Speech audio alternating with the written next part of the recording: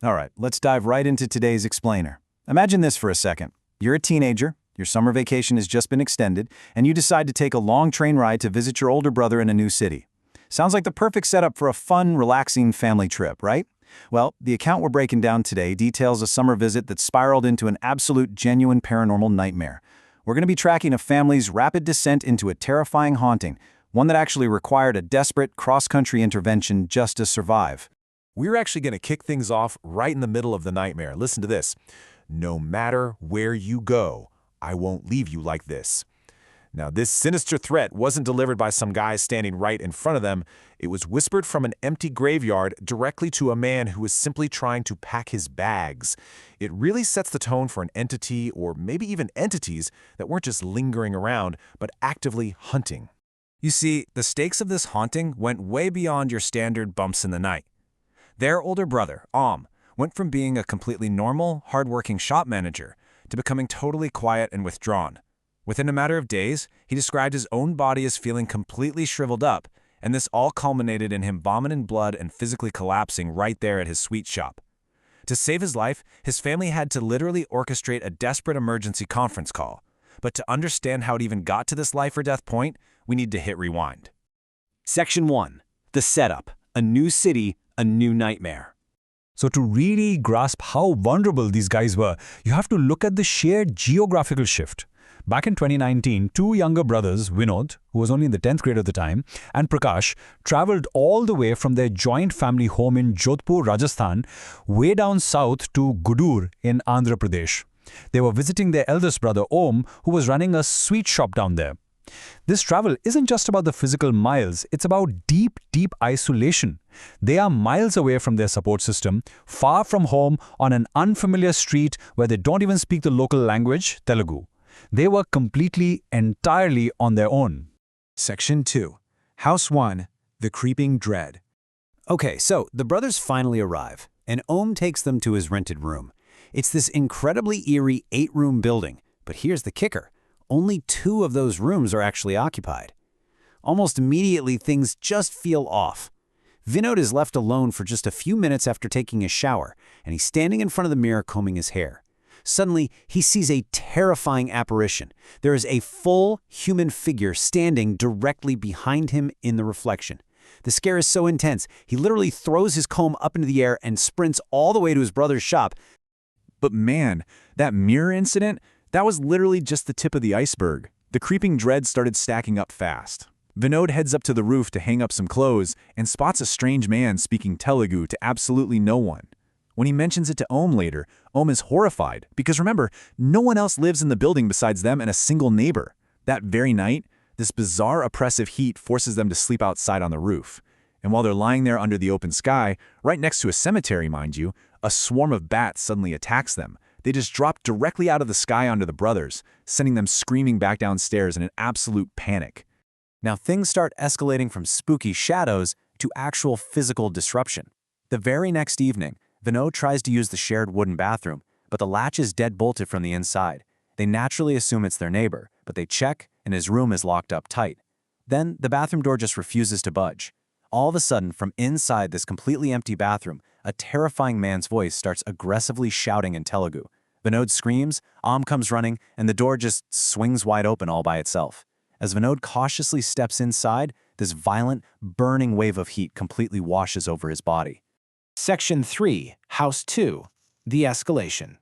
Okay, so at this point, the brothers wisely decide they've had enough. They demand to move. The shop owner offers them a vacant apartment just a couple hundred meters down the road from their old place by the cemetery. He mentions, super casually, that a couple used to live there, but they went home 2 years ago. Their phones went dead, and nobody ever heard from them again. The brothers thought they were getting out of a bad situation, but they were really just trading one haunted location for another. They had a completely false sense of security here. And here's the thing. The activity doesn't stop. It just mutates.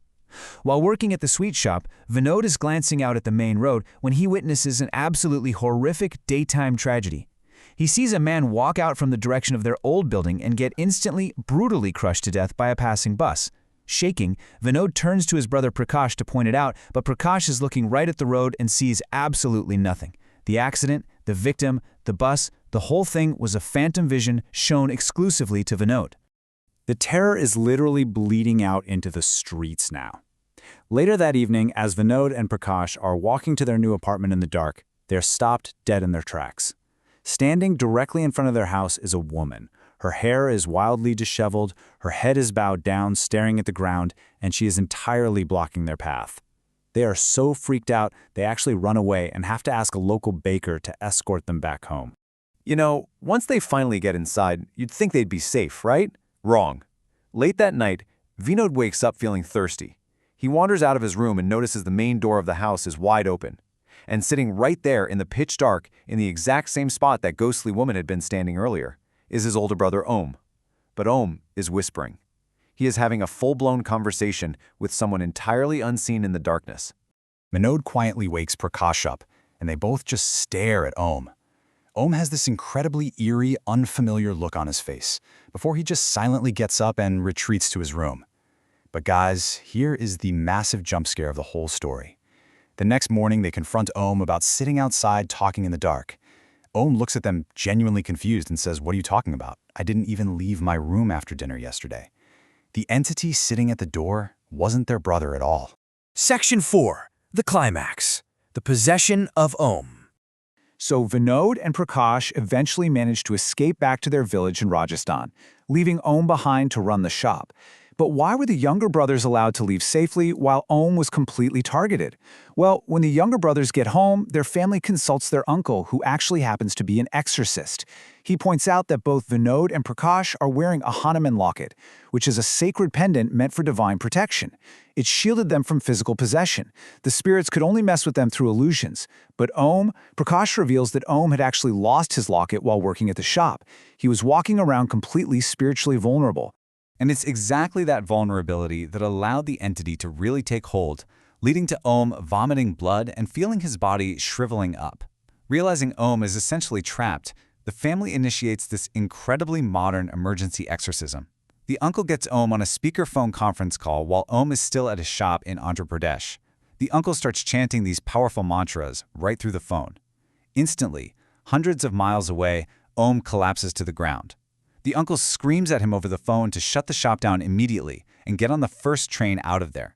Om listens, flees, and travels straight to his uncle's house. But get this, the spirits actually followed Om all the way back to Rajasthan. Once he arrives at his uncle's house, the final ritual takes place. The uncle places a brand new Hanuman locket on Om and performs this really intense ritual, successfully using his mantras to rip the dark spirits away from his nephew. He then binds them permanently to a nearby tree, finally, after all of this, saving Om's life. But you're probably wondering, what exactly was hunting them this whole time? Well, through his rituals, the uncle uncovered the true, terrifying scope of this haunting. It wasn't just one ghost roaming a creepy building. The exact number of spirits actively hunting these brothers the entire summer was 4. And this is where the entire mystery pieces itself together. 2 of them were localized entities, one from that cemetery and one from the creepy 8-room building. But the other 2, they were a man and a woman. The uncle revealed that the phantom bus accident Vinod saw was actually a psychic echo of a real-life tragedy. The man crushed by the bus was the husband from that missing couple. After his sudden, violent death, his grieving wife tragically committed suicide. And that new apartment the brothers moved into? It belonged to that exact tragic couple. By moving into their vacant home, the brothers had inadvertently invited the spirits of the deceased couple to join forces with the dark entities from the graveyard. Thankfully, Om fully recovered, and his sweet shop down in Andhra Pradesh actually remains abandoned to this very day. Which leaves us with a final thought for today's explainer. Have you ever moved into a place that felt like it still belonged to someone else?